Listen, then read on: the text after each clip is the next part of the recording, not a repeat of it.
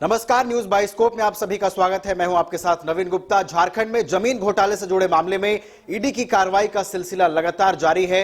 हेमंत सोरेन जो पूर्व मुख्यमंत्री थे, जब से उनकी गिरफ्तारी हुई है उसके बाद से ही उनके करीबियों पर ईडी की कार्रवाई लगातार जारी है और जमीन घोटाले से जुड़े मामले में उनके करीबियों पर लगातार ईडी की दबिश देखने को मिल रही है। लगातार समन भेजे जा रहे हैं, लगातार उनसे पूछताछ हो रही है। इसी कड़ी में आज एक बार फिर से राजधानी रांची के अशोक नगर और कोकर नगर में छापेमारी अहले सुबह से ही हो रही है। बताया जा रहा है कि बड़गाई जमीन से जुड़े मामले में यह छापेमारी हो रही है। हम इसको और अधिक समझेंगे। हमारे साथ हमारे वरिष्ठ सहयोगी उदय भी जुड़े हुए हैं। उदय, आज अहले सुबह से ही एक बार फिर से ईडी की दबिश देखने को मिल रही है। राजधानी में कोकर और अशोक नगर इलाके में छापेमारी हो रही है, क्या कुछ अपडेट है? बिल्कुल, कोकर इलाके में अयोध्यापुरी में छापा चल रहा है। रमेश गोप हैं, रमेश गोप के यहाँ पे छापा पड़ा है और कहा जा रहा है कि वो करीबी माने जाते हैं भानु प्रताप के। भानु प्रताप प्रसाद से लगातार पिछले 3 दिनों से पूछताछ चल रही है और वो भानु प्रताप से पूछताछ में ये चीजें निकल कर सामने आई है कि उनके साथ कौन कौन लोग इस तरह के घोटालों में इन्वॉल्व हैं। देखिए, भानु प्रताप ने जो ईडी की पूछताछ हुई है उसमें यह भी खुलासा किया गया है कि किस तरह से कागजों में हेरफेर किया गया। और जो बड़गाई अंचल का मामला है वो भी भानु प्रताप कागजों में हेरफेर कर रहे थे, जिसे लेकर पूर्व मुख्यमंत्री हेमंत सोरेन की तरफ से भी कहा जा रहा था कि जमीन के कागजात में हेरफेर करके मुझे फंसाया जा रहा था। लेकिन भानु प्रताप ने जब मुंह खोलते हुए बताया है तो यह भी बताया है कि और कौन कौन लोग हैं। और रांची में ऐसी कई जमीनें हैं, कई विवादित जमीनें हैं जिन्हें लेकर कागजों में हेरफेर कर दलालों ने उन्हें औने पौने कीमतों में जो मूल रैयत थे उनसे लेकर उन्हें बेच दिया है। बड़े बड़े बिल्डिंग अपार्टमेंट्स बन गए हैं।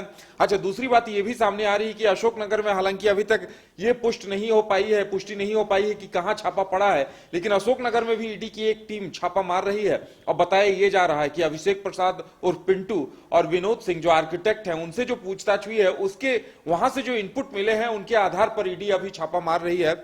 और साथ ही साथ जो चैट को लेकर जो तमाम जानकारी सामने आई है उसे भी आधार बनाया गया है और उसके आधार पर भी पूछताछ हो रही है। अभी चूंकि पूर्व मुख्यमंत्री हेमंत सोरेन से अभी 2 दिन की पूछताछ और होनी है तो और भी कई तथ्य सामने आएंगे और भानु प्रताप से भी पूछताछ में जो चीजें निकल कर आई हैं तो उन पर लगातार ईडी एक्शन में है। ईडी लगातार उन चीजों को खंगाल रही है और ऐसे में आने वाले दिनों में जो जो लोग इस लिंक से जुड़े हुए हैं उनकी मुश्किलें बढ़ने वाली हैं। बिल्कुल उदय, हम ये भी समझना चाहेंगे कि जितनी भी अब तक कार्रवाई हुई है, बीते दिनों हमने देखा कि भानु प्रताप को लोकेशन पर भी लेके टीम गई थी और उस जमीन पर तमाम तरह के जो डिटेल्स हैं वो खंगाले जा रहे थे। आने वाले दिनों में कई और बड़े नाम भी जद में आ सकते हैं। बिल्कुल, कई और नाम आ सकते हैं। और जिस जमीन को लेकर ईडी ने जब पीएमएलए कोर्ट में रिमांड के लिए आवेदन दिया तो वहां यह तथ्य भी सामने रखा गया है कि बड़गाई की जिस जमीन को लेकर पूर्व मुख्यमंत्री हेमंत सोरेन साफ इनकार कर रहे थे उसे लेकर ईडी ने यह दावा किया है कि यहां बैंक्वेट हॉल बनाने की तैयारी थी। और इस बैंक्वेट हॉल का नक्शा विनोद सिंह के यहां से बरामद हुआ है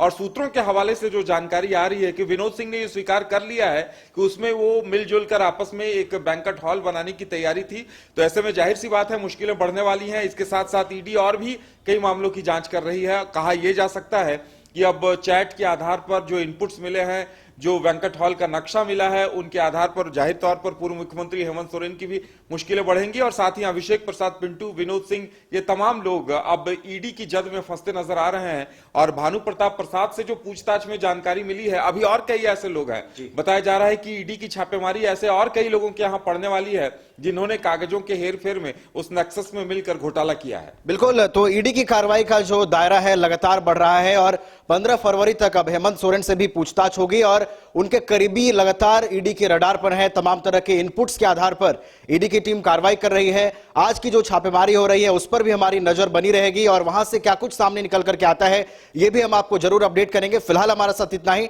आप देखते रहिए न्यूज 22 को।